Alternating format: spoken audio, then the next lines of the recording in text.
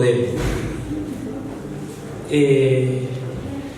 Vimos que él era un guía para el pueblo de Israel. Trabajaba en el Sanedrín. El Sanedrín era como la asamblea.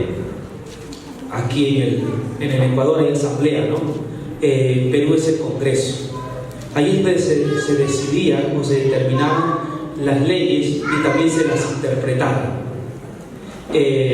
Tenía injerencia religiosa bastante. Vimos acerca de este personaje. En algún momento vimos también sobre otra persona. Era una mujer, está en el capítulo 4, una mujer que era de Samaria, un pueblo antagónico a los israelitas, porque samaritanos y judíos no se llevaban entre sí. Pero Jesús visitó Samaria. Ahora vamos a ver sobre un menesteroso que pertenece al grupo de Jerusalén, donde Nicodemo era líder, donde Nicodemo era el guía, el legal y también el guía espiritual. Vamos a ver que en Jerusalén, aunque es un templo muy bonito, dicen que era una de las 7 maravillas del mundo de esa época. La construyó Herodes, una belleza. Había oro, era de mármol, una belleza era ese templo, la forma como estaba organizada también.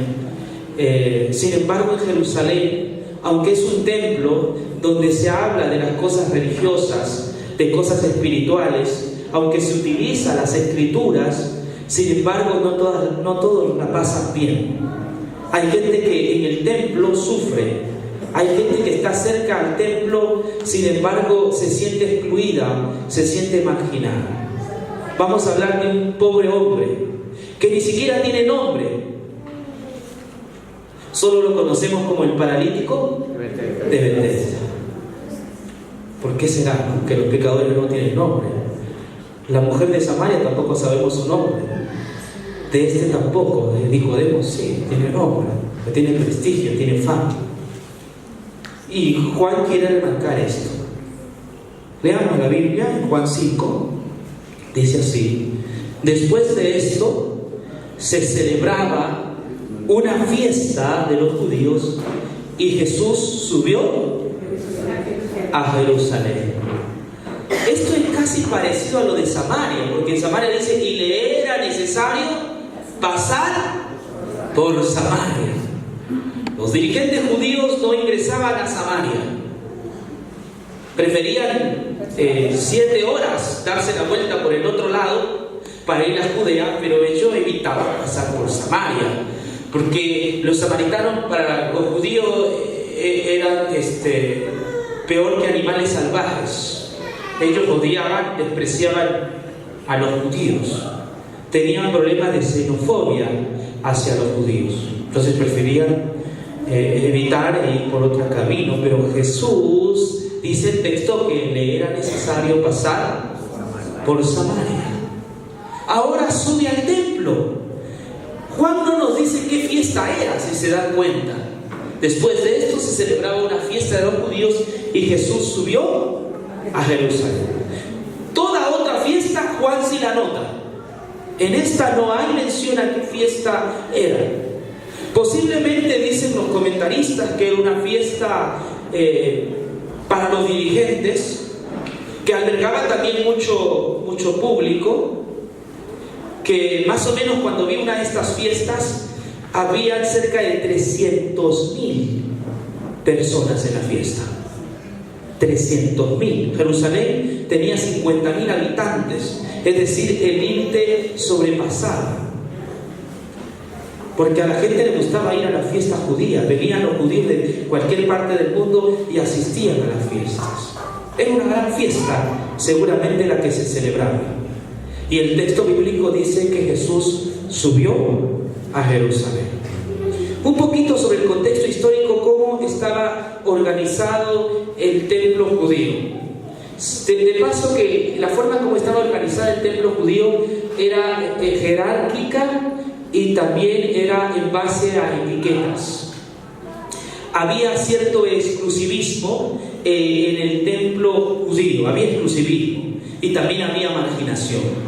Los que estaban más cerca al templo, es decir, al lugar santo y al lugar santísimo, eran los sacerdotes. También valía la moralidad, la santidad. Cuanto más santos eran, más cerca del templo se estaba. Entonces los sacerdotes eran los que estaban muy cerca al santuario, al lugar santo y al lugar santísimo. Luego, más o menos unas 5 escaleras, porque eran por escaleras, 5 escaleras más abajo, estaba el patio para los israelitas. Los israelitas que se habían circuncidado, mayores de edad. Ellos estaban 5 escaleras más abajo, porque se creía que eran personas con una vida transparente, una vida leal, una vida de obediencia, y por lo tanto podían estar más cerca al templo. 15 escaleras más abajo de ese lugar, del patio de los israelitas, estaba un departamento para las mujeres. Las mujeres siempre atrás. Sí, las mujeres eran marginadas en el culto judío. Ellas estaban más, y ellas no podían ofrecer sacrificios. Ellos podían estar allí y presenciar desde su escaño, desde ese lugar. Ellos podían mirar lo que ocurría en el templo.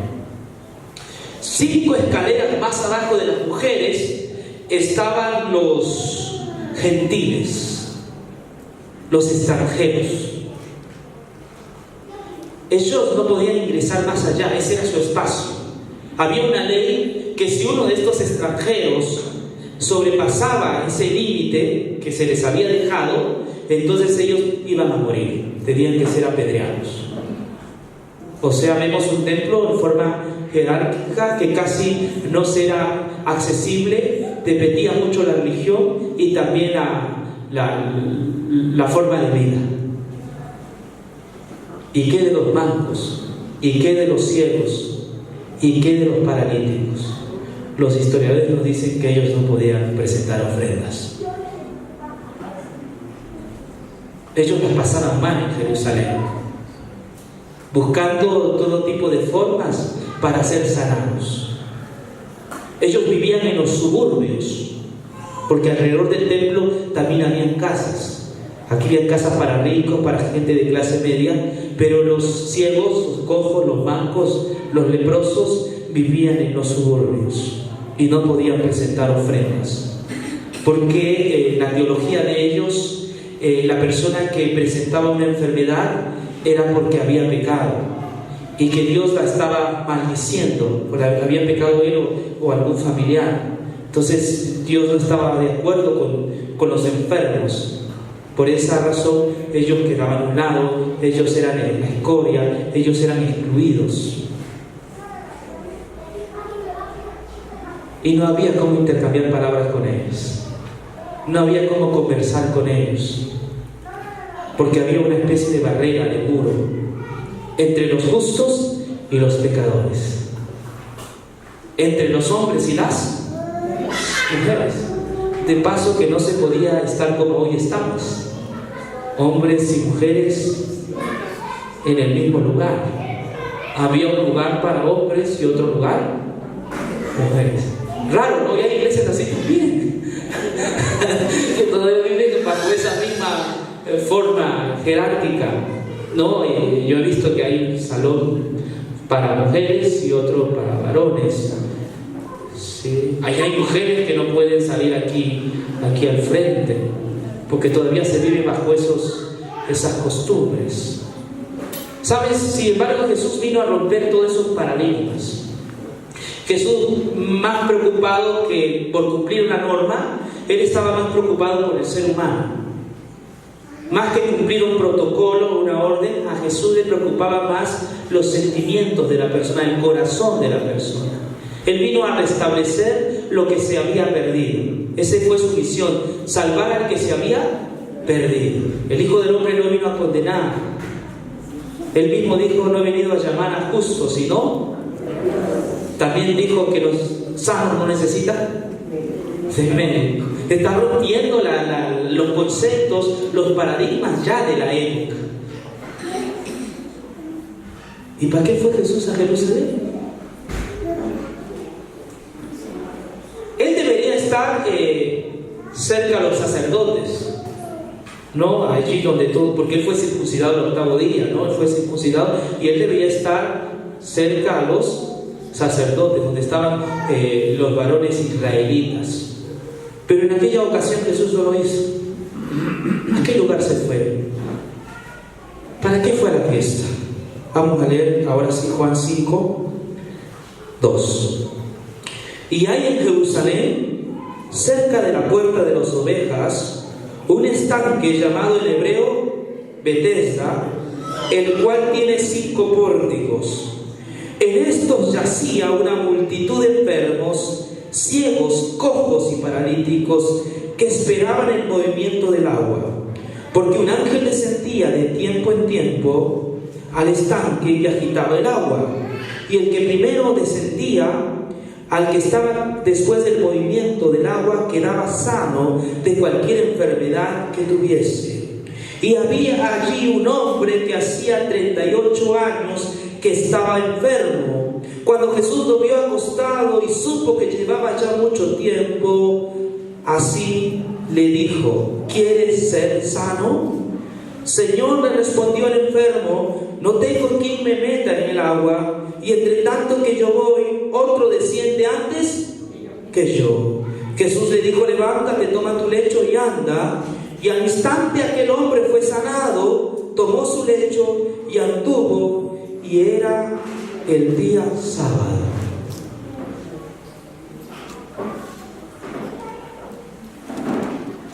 ¿Sabes? En Jerusalén había cerca de 30 piscinas, más o menos. Se creía desde el Antiguo Testamento que las piscinas sanan. ¿Se acuerdan del Naamán el leproso? Fue a un río, ¿no?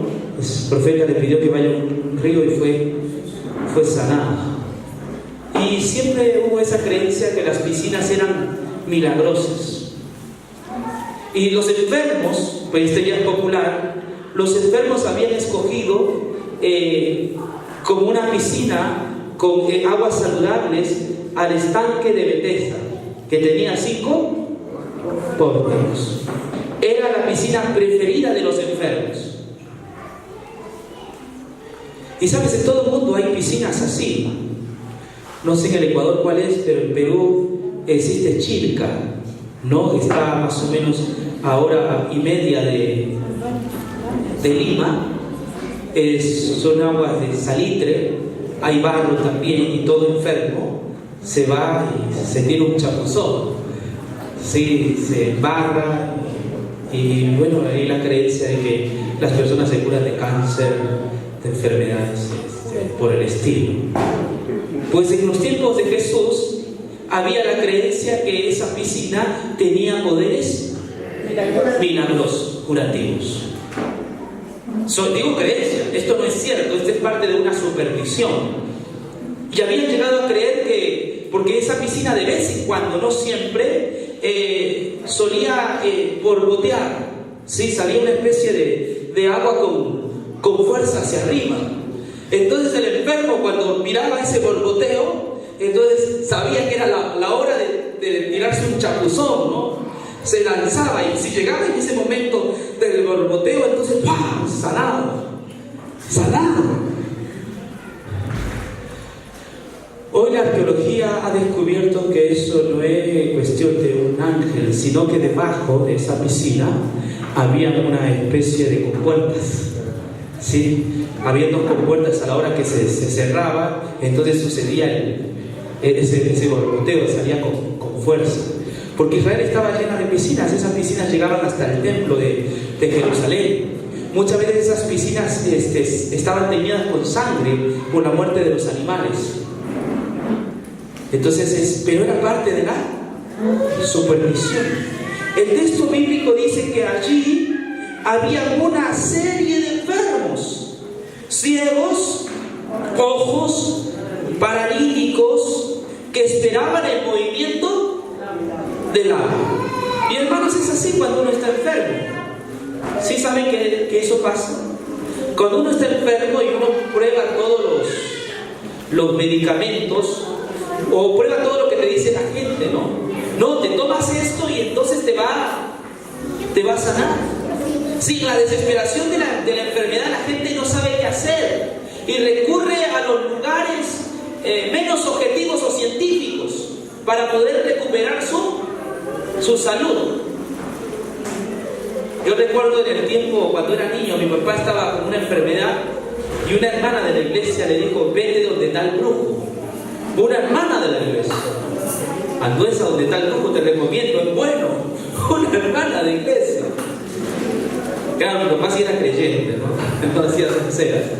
Pero había gente y hermanos que sí lo hacían. Sí, porque cuando la persona está desesperada hace cualquier tontería para poder recuperar su salud, pero a veces no va a los lugares donde realmente tiene que ir. Pierde su dinero, pierde su tiempo. El paralítico, dice el texto bíblico, que había estado en esa piscina 38 años. 38 años intentando recuperar su salud. 38 años intentando ingresar a la sociedad. 38 años esperando la salud para poder mandar sus sacrificios al templo porque era creyente. 38 años tratando de quitarse la maldición divina, el azote de Dios, porque él también creía que esa enfermedad era el azote de Dios. O sea, el problema del paralítico, encima que era paralítico, era un problema también mental. Es decir, Dios me odia. Quizás mi padre pecó, yo, y tengo este mal. 38 años llevando una carga de culpa.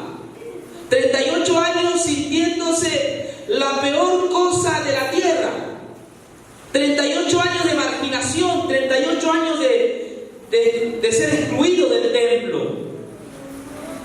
38 años de falta de amor, de comprensión. Por el texto bíblico no había familiares que lo metieran en la piscina. Cuando Jesús se le acerca, le dice así: ¿quieres ser sano? ¿Qué le responde el paralítico? No tengo quien me meta en el estanque cuando se agita el agua, y entre tanto que yo voy, otro desciende antes que yo. Hermanos, estas palabras son palabras de desilusión, de desencanto, de chasco. 38 años he intentado, pero no tengo quien me meta. Él todavía está pensando que la solución está en esas aguas. Todavía piensa que esas aguas son saludables, que esas aguas pueden devolverle la salud, no ha perdido la esperanza. Señor, no tengo a alguien que me meta. Sucede que cuando él escuchaba seguramente el sonido, él intentaba arrastrarse porque no podía andar, arrastrarse para ingresar, pero había un ciego que se lanzaba antes que él. O de pronto alguien con problemas psicológicos. Y yo creo que va la cosa por ahí. Algunos sí se curaban, pero porque el problema que era psicológico. ¿Sí? Y así algunos resumen, fue bien, porque tu problema no es mi problema, tu problema era psicológico, entonces te fue bien y el brujo te dio en el clavo, porque tu problema era psicológico, no era físico. Si tú sabes que a un hipocondriaco tú le das cualquier medicina, el hipocondriaco, tú dices que te va a hacer bien, entonces él dice: sí, me fue bien, no tienes más, porque su problema está aquí, no está en su cuerpo. Entonces, hermanos queridos, son bien tentados, pero todavía cree que esa piscina tiene poder milagroso. Y él no se da cuenta quién está a su lado. No se da cuenta que la persona que está en su lado es el mismo dador de la vida, es el mismo creador, es el mismo que creó la tierra y el universo de la nada, que con su sola palabra hizo los cielos. Él no se da cuenta. Pero la pregunta de Jesús va más allá. Quiere ser sano, quiere devolverle la confianza. Vamos a ver qué sucede. El 8. Jesús le dijo: levántate, toma tu lecho y anda. Y al instante aquel hombre fue sanado y tomó su lecho y anduvo, y era día sábado aquel día. Hermanos, Jesús, en lugar de ir allí a la fiesta donde estaba la dirigencia, la opulencia, Jesús fue donde estaban los excluidos, donde estaban aquellos que habían sido maltratados por el sistema, aquellos que habían sido expulsados o borrados de la iglesia. Jesús fue a ellos a darles vida, porque el Hijo del Hombre no vino a ser servido, sino a servir. Porque Él no vino a condenar, sino Él vino. Fue donde este paralítico, 38 años, y le dijo: levántate, toma tu camilla y échate a andar. Qué interesante. La Biblia dice que al instante caminó. Jesús no utilizó la piscina, Jesús utilizó su palabra. ¿Saben por qué? Porque todas esas piscinas estaban perdiendo su significado, porque estaba ahora el significado real de todo el templo judío, y era ¿quién? Jesús. Esos solo fueron elementos, ese templo solo era un medio, pero ahora estaba la propia realidad. Jesús era la realidad de ese templo. Y dice que el paralítico se echó, estaba libre, lo había libertado. No solamente, hermano querido, del problema físico, sino también de su problema mental. Porque ahora él, al recuperar la salud, ahora él puede ser incluido en la sociedad. Ahora nadie le tiene que mirar mal, porque es un hombre sano, libre. Jesús lo ha libertado, Jesús lo ha sanado. Pero ¿sabes lo que quiere en realidad que aprendamos, Juan? Esa palabra: y aquel día era sábado. Juan quiere, de todo lo que yo le he dicho, lo que él quiere que aprendamos es lo siguiente: y aquel día era, recién va el mensaje de Juan. Allí recién va el mensaje de Juan. Y aquel día era sábado, es decir, era un día sagrado. ¿Qué pasó? ¿Qué va a pasar después de esto? Miremos el siguiente texto. Miren, hermanos. 10. Entonces los judíos dijeron: aquel que había sido sanado, es día de reposo, no te es lícito llevar tu lecho. Entonces ahora la polémica va a ser en base al sábado. ¿Sabes? Jesús adrede, a propósito, Jesús manda a llevar su camilla en pleno sábado. ¿Qué necesidad de llevar su camilla? Bastaba con que andara y se fuera al templo a entregar su ofrenda. Era suficiente. Él podía haber dejado su camilla en el estanque y volver después del sábado. Pero Jesús se le da la orden. Cuando tu Salvador te da la orden, debes hacerle caso. No debes tener miedo. Aquel que lo había salvado, sanado, también le ordenó que llevara su camilla en pleno sábado. ¿Y sabe lo que pasa? Le dije que había ¿cuántas personas? 300,000. Y nadie en esos 300,000 llevaba una carga, porque estaba prohibido. En Jeremías, vamos un ratito a Jeremías. Vamos por favor al libro de Jeremías, el capítulo 17. Miren, hermanos, Jeremías 17. La ley era así.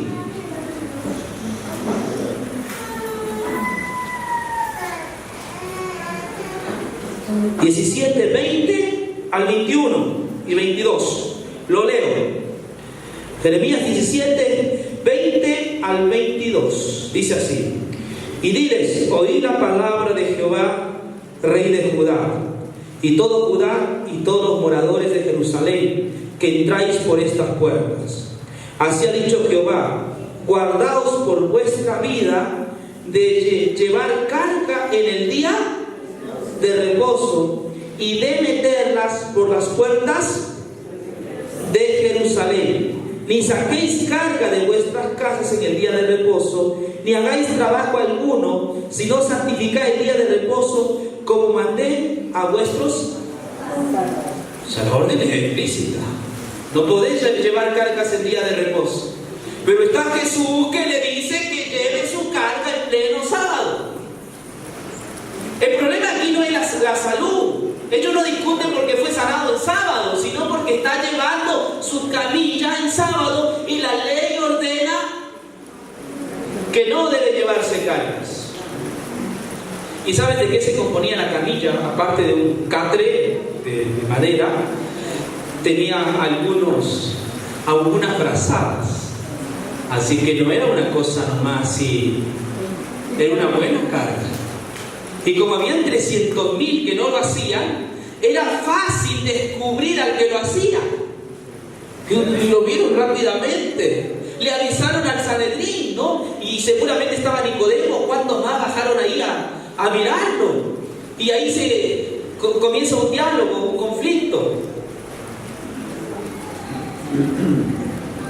Hermanos, si alguien te salvó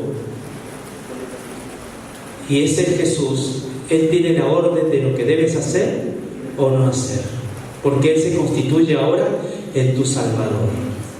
Pero veamos cómo se desenlaza este conflicto. ¿Cuál es el desenlace final? ¿Qué más pasa? ¿Por qué Jesús lo hizo a propósito? Vamos en el siguiente texto. El verso 12. Entonces me preguntaron: ¿quién es el que te dijo, toma tu lecho y anda? Y el que había sido sanado no sabía ni quién fuese, porque Jesús se había apartado de la gente que estaba en aquel lugar. Después le halló Jesús en el templo y le dijo: mira, has sido sanado, no peques más, para que no te venga alguna cosa peor. El hombre se fue y dio aviso a los judíos que Jesús era el que lo había. Y por esta causa los judíos perseguían a Jesús y procuraban matarle, porque hacía estas cosas en el día de reposo. ¡Wow! Aquí es donde Jesús se gana enemigos. Aquí es donde Jesús se gana bronca. Yo creo que si Jesús existiera en este tiempo, muchos de nosotros lo votarían de nuestra iglesia. Porque Jesús no piensa como nosotros pensamos. Porque Jesús, en lugar de respetar la norma, Él está más interesado en la persona. Pero nosotros estamos más pensando en cumplir la norma, el protocolo. Y aquel que no cumple la norma, el protocolo, entonces simplemente se le echa de fuera. Jesús hoy, si viviera en el siglo XXI, Él sería despreciado por las iglesias de hoy en día. Se le hubiera culpado del transgresor. Van a Jesús los judíos y le comienzan a interrogar. ¿Y sabes cuál fue la respuesta de Jesús? Me admira la respuesta de Jesús. Y Jesús le respondió: mi Padre trabaja hasta ahora y yo trabajo también. ¿Se dan cuenta la respuesta de Jesús? Parece ser evasiva. Jesús no se está defendiendo. Jesús está utilizando a su Padre. Y le dice así: mi Padre trabaja hasta ahora y yo también trabajo. ¿Sabe lo que está diciendo Jesús? Y esto también les dolió a los judíos, les dolió. Está diciendo que Dios no tiene un día de descanso. Y está haciendo mención a Génesis. Génesis 2 dice: y Dios descansó el día sábado y lo santificó. Pero Dios no ha dejado de descansar. En el Génesis Dios tenía el propósito de descansar, pero ¿sabes qué? Tú lees el capítulo 3 y vino el pecado. O sea, Dios solo descansó un día. De ahí no ha dejado de descansar. En otras palabras, Dios no está sometido al día. Dios no se somete al día. Dios, desde que pecó Adán y Eva, Dios ha trabajado intensamente por salvar a los seres humanos. Mi Padre trabaja y yo trabajo. Y como yo soy el que lo he sanado, también le he dicho que lleve su